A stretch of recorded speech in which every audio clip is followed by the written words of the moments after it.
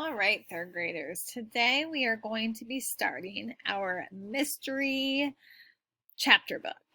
Okay, remember we're doing our mystery unit. We just started it yesterday. But today we're going to be starting the book, The Hardy Boys, The Missing Mitt. I actually ordered it through Amazon, but it has yet to come. So hopefully it comes tomorrow. Today we're going to be reading chapters 1 and chapters 2. And I had to blow it up a little bit since I don't have the book in front of me, so I'm able to see it a little bit better. So chapter 1 is titled The Big Game. The bases are loaded, 2 outs, the bottom of the ninth. The Bayport Bandits really need this one to win. The announcer's voice was loud. Joe Hardy is stepping up to the plate, lucky bat in hand. His brother Frank is on third base, itching for home. This was the most exciting World Series finale everyone had ever seen. The crowd went wild. They were cheering and chanting, "Hardy! Hardy! Hardy!" 8-year-old Joe took a few practice swings. There had to be 10,000 people in the stands or more. He'd always dreamed of playing in the World Series, and now the Bayport Bandits had finally made it. If Joe can hit a home run, the Bandits will win this game. Otherwise, the Johnston Jupiters will be taking home the Commissioner's Trophy again. The Johnston Jupiters were the Bandits' biggest rivals. The crowd grew quiet as Joe got ready. He looked at his brother, crouched on third base. He gave Frank a thumbs up. Frank was counting on him. The whole team was counting on him. Joe needed to hit this one out of the park. The pitcher threw a curveball first. Joe let it fly by. It wasn't the right one. He never hit a home run off that one. "Strike!" the umpire yelled. The crowd booed. Joe held up his hand. The crowd went silent. The pitcher wound up again. This time the throw was high and inside. Joe swung, but it was too late and too low. "Strike!" the umpire yelled again. This time no one booed. The whole stadium was waiting. Joe nodded at Frank. Frank got ready to run for home plate. The pitcher threw the ball. It was perfect, right down the middle of the plate. Joe took a big swing. Crack! The sound of the bat hitting the ball was like thunder. Joe took off running. He didn't even look to see where the ball had gone. He knew he'd done it. It was the home run they needed. He had won the World Series. You can see the picture of him. The crowd was screaming his name. "Joe! Joe! Joe!" He rounded first base. His teammates were jumping up and down. He looked over his shoulder. Frank had reached home plate. Joe made it to second base. Now the crowd was screaming even louder. "Joe Hardy, you're going to be late!" Joe shook his blonde head of hair. The baseball diamond disappeared. He'd been daydreaming. He was sitting in the secret treehouse that he and his older brother, by 1 year, brother Frank, had helped their parents build. They were the only ones who knew about it, except for their mom and dad. He'd come up here to get his baseball gear and changed into his uniform. Below, his mother was yelling his name. "I'm coming," called Joe. He picked up his backpack. Inside were his mitt, an extra uniform, and a snack. He climbed down the ladder to where Mrs. Hardy was waiting. And notice by the page numbers, there are baseballs as well. "I've been calling you for 10 minutes, she said. She shook her head. "Go inside and eat some breakfast. The big game is today, you know." As if he could forget. Today was the final game of the Little League season. The Bayport Bandits hadn't lost a game yet, but the Johnston Jupiters hadn't either. This was going to be the hardest game they'd ever played. Joe couldn't wait. Frank was at the kitchen table eating Rice Puffs, his favorite cereal. Spread out before him was a large piece of paper filled with names and numbers. Joe grabbed a bowl and sat down next to him. "What's that?" he asked. "Are you reading the phone book?" "No," said Frank, wiping his dark hair away from his face. "It's the batting averages of the Johnston Jupiters. We've got to be ready for this game." Frank spent more time practicing with his brain than with his baseball bat. Joe was the opposite. Together, they were the perfect pair. "They're pretty good," Frank said, "but none of them are as good as Jason Prime." Jason Prime was the star first baseman of the Bayport Bandits. He was the best player in the entire league. His father was Willie Winter Prime, one of the best pitchers in Major League Baseball. Jason was the reason the Bandits had made it this far undefeated, but Joe and Frank were pretty good too. Joe played second base, and Frank was the team's catcher. Joe looked up at the clock. It was 8:30. They still had plenty of time before the game began. They didn't even need to be at the park until 9 o'clock. He poured himself a bowl of cereal. "Good morning, boys," said Fenton Hardy as he walked into the kitchen. "Morning, Dad," said Frank and Joe. Mr. Hardy took the clock down from the wall and unscrewed the back of it. "What are you doing?" asked Frank. "Mom says the clock stopped. I'm putting in a new battery." Joe dropped his spoon. Frank stopped studying his paper. Their eyes grew wide. "Oh, no," said Joe. "It's almost 9 o'clock." Frank shouted, looking at his watch. Frank's watch could tell the time in 10 different countries, and it had a compass, a calculator, and a tiny camera inside it. You never knew when those things might come in handy.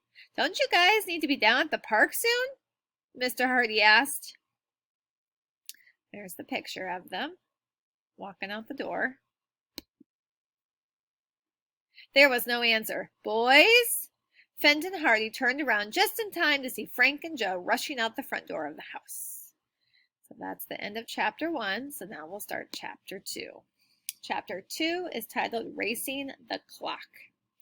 Frank and Joe were in big trouble. Coach Quinn wouldn't let anyone on the team play if they were late for warm-up. Even their star player, Jason, had to sit out a game once.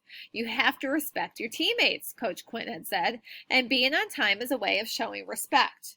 Nothing could be worse than missing the biggest game of all. If they weren't at the park by 9 o'clock, there'd be no championship for them. They both put on their helmets. Joe's was blue and Frank's was green, just like their bikes. Then they hopped on and started pedaling as fast as they could. "There's no way we'll make it," said Frank. "It takes 15 minutes to get to the park by bike." "I know. I've timed it before." "I know a shortcut," yelled Joe. "Follow me."